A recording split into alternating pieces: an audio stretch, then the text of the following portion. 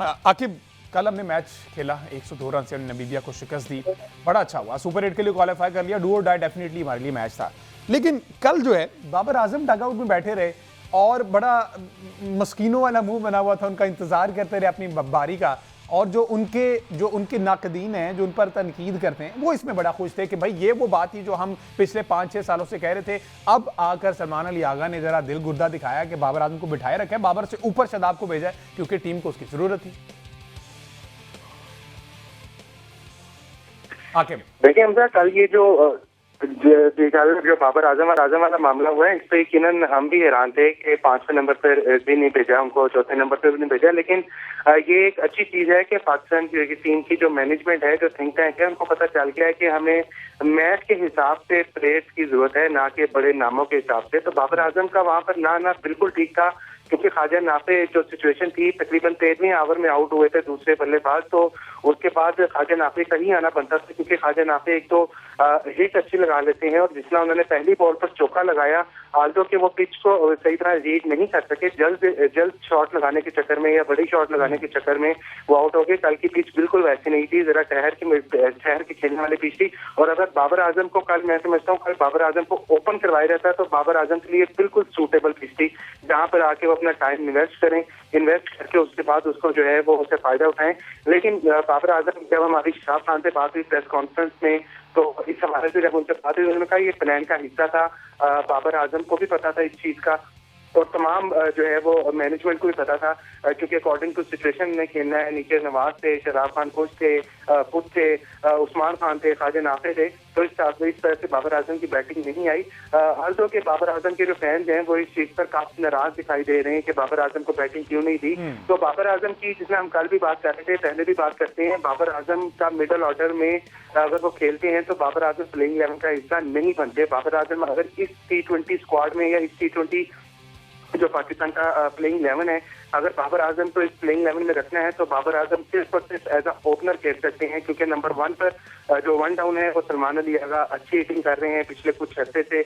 2 down Babar Azam नहीं खेल सकते। फखर जमान जैसा फिर आपको टेम्परामेंट चाहिए जो 8 नंबर पे आके परफॉर्म कर सके, आल्दो कि उनके भी बदले से रन नहीं गुजरे।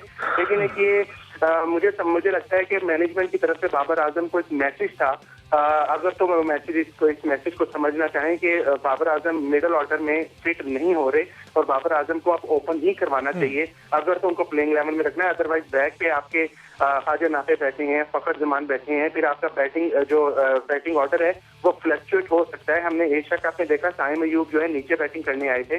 तो ये चीजें सारी देखते हुए मुझे लगता है कि बाबर आजम को थोड़ा सा खुद ही सोचना पड़ेगा, क्योंकि मिडल ऑर्डर में वो वैसा परफॉर्म नहीं कर रहे, और ये सिचुएशन अगर अगले मैचेस में भी सिचुएशन ऐसी ही रही, क्योंकि हमारा आगे कि ये तो हमने ठीक है एसोसिएट टीम्स के खिलाफ हमने 3 मैचेस जीत लिए, एक जो बड़ी टीम थी उनके खिलाफ हम मैच हार गए।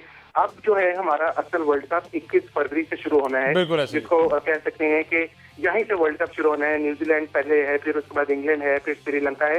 तो ये अब टेम्परामेंट का टेस्ट है पाकिस्तान क्रिकेट टीम का। ठीक है, हम जीत गए हैं, जीत जो है वो खुशी दिलाती है, लेकिन हाँ बिल्कुल ऐसी जीत जो है ना वाकई बहुत सारी खामियों पर पर्दा डाल देती है, लेकिन अब वो वक्त नहीं रहा कि उन पर पर्दा डाला जाए जब तक उन पर काम ना किया जाए। रेहान साहब, कल हम जीत तो गए और बड़े मार्जिन से जीते, डेफिनेटली आगे टीम नमीबिया थी जो कि 97 रन पर ऑल आउट हो गई। कल सरजदा फरहान ने 100 रन की इनिंग्स खेली है, लेकिन साइम अयूब का बल्ला फिर नहीं चला। साइम अयूब कभी भी अपने करियर में कंसिस्टेंट नहीं हुए, और उन पर यह टैग था कि ये पर्ची है जनाब, इनको जितनी 27 से 30 इनिंग्स इनको दी गई है, किसी भी गली मोहल्ले के प्लेयर को इतना चांस दिया जाए तो वो इससे ज़्यादा बेहतर क्रिकेट खेल सकता था। उसके बाद ख्वाजा नाफे को चांस दिया, वो एग्जीक्यूट नहीं कर पाए, और इस तरह की सूरत हाल बनी है। अभी तक हम अपना बेस्ट प्लेइंग 11 कॉम्बिनेशन तैयार नहीं कर पाए।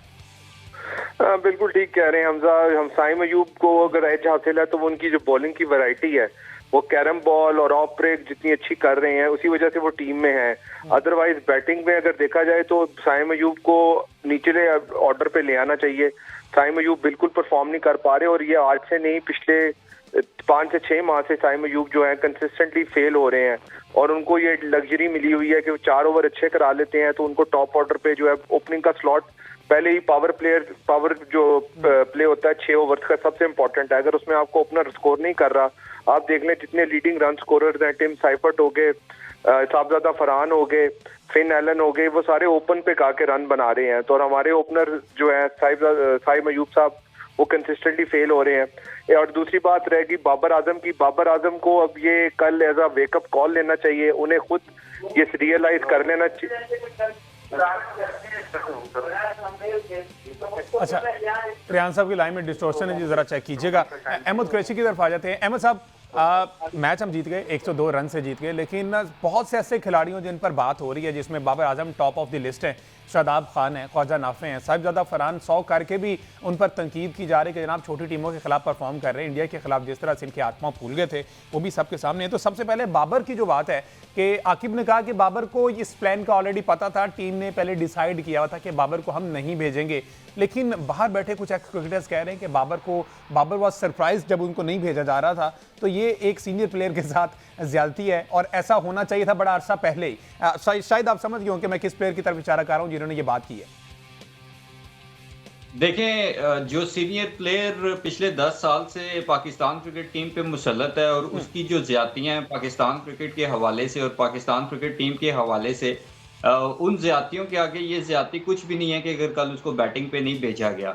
और मेरे ख्याल में अब बाबर आजम को भी काफी हद तक क्लैरिटी मिल गई होगी और काफी हद तक पाकिस्तान क्रिकेट टीम की टीम मैनेजमेंट, जिसमें माइक हसन हेड कोच और कप्तान सलमान अली आगा भी इंक्लूडेड हैं, उनको भी एक क्लैरिटी मिल गई होगी कि बाबर आजम अगर बैटिंग पे नहीं आते तो हम ना सिर्फ 200 रन कर सकते हैं बल्कि 102 रन से जीत भी सकते हैं। अगर कल बाबर आजम उस वक्त बैटिंग पे आए होते तो 200 की तो दूर की बात है, मेरे ख्याल में पाकिस्तान क्रिकेट टीम मर के 150 भी ना कर पाती। बाकी जहां तक बात है साहबजादा फरहान पे तनकीद करने की, तो देखें साहबजादा फरहान पे तनकीद करने वालों को शर्म आनी चाहिए कि अगर उसने 100 किया है बजाय उसको अप्रिशिएट करने के उसमें ये कीड़े निकाल रहे हैं कि उसने नामीबिया के खिलाफ 100 कर दिया है।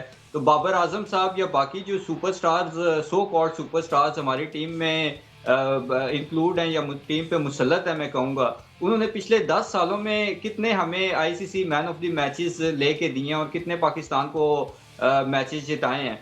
खास तौर पे अगर मैं बात करूं साहबजादा फरहान को, तो जुमा 8 दिन हुए हैं आए हुए टीम में और उसकी इंडिया के खिलाफ भी जो परफॉर्मेंसेस हैं वो हमारे सामने हैं। जिस तरह से वो एशिया कप में खेला बाबर आजम को, तो पिछले 10 सालों में हमने इंडिया के अगेंस्ट इस तरह खेलते हुए नहीं देखा। तो आई थिंक ये एक एजेंडा होता है, जब आप जो बाबर आजम की एक लॉबी है सोशल मीडिया वाली वो एक्टिव होती है, तो उनको अब बाबर आजम को डिफेंड करने के लिए जब कुछ नहीं मिलता तो फिर वो दूसरों पे कीचड़ उछालते हैं। और मेरे ख्याल में साहबजादा फरहान भी पाकिस्तान क्रिकेट टीम का ही प्लेयर है, कोई इंडिया या इसराइल की क्रिकेट टीम का प्लेयर नहीं है। तो इस तरह के प्रोपेगेंडो को बंद करना चाहिए। उसकी परफॉर्मेंसेस हम सब के सामने है, वो टॉप स्कोरर है इस वक्त। अगर इंडिया के खिलाफ उसने परफॉर्म नहीं किया तो उसने ठेका तो नहीं हुआ कि वो हर मैच में परफॉर्म करे। बाकी परफॉर्म कर लेते, सैम अयूब परफॉर्म कर लेता, बाबर आजम परफॉर्म कर लेता और इतने सारे प्लेयर्स हैं वो परफॉर्म कर लेते। और एक चीज मैं और बताऊं, हमजा इसमें जरूर ऐड करूंगा कि जैसे बाबर आजम को कल बैटिंग पे नहीं लाया ना, तो इससे अच्छा है कि बाबर आजम को बाहर बिठा के किसी प्रॉपर प्लेयर को खिला लें। शाहीन शाह अफरीदी नहीं थे तो हमने स्कोर जो बनाया वो डिफेंड भी बड़ा आराम सुकून से कर लिया, अदरवाइज शायद हम उनकी पिटाई होती तो थोड़ा ज्यादा क्लोज चले जाते। और इसके साथ साथ मेरे ख्याल में शादाब खान के को तो बड़ा प्री प्लान किस्म का फैसिलिटेट किया गया है कि वो नामीबिया के खिलाफ खेले, बैटिंग पे भी उसको ऊपर भेजा गया इवन उस्मान खान से पहले, ताकि वो थोड़े रन्स भी स्कोर कर ले, विकेट्स भी ले ले और आगे मुसल्लत रहे हम पे सुपर 8 में। तो अब जब सुपर 8 में हम जाएंगे तो फिर हमें भी पता चल जाएगा कि इन प्लेयर्स की क्या परफॉर्मेंसेज हैं और ये जो साहबजादा फरहान पे तनकीद है या जिनकी लॉबीज तनकीद कर रही हैं उनकी अपनी क्या परफॉर्मेंसेज होंगी।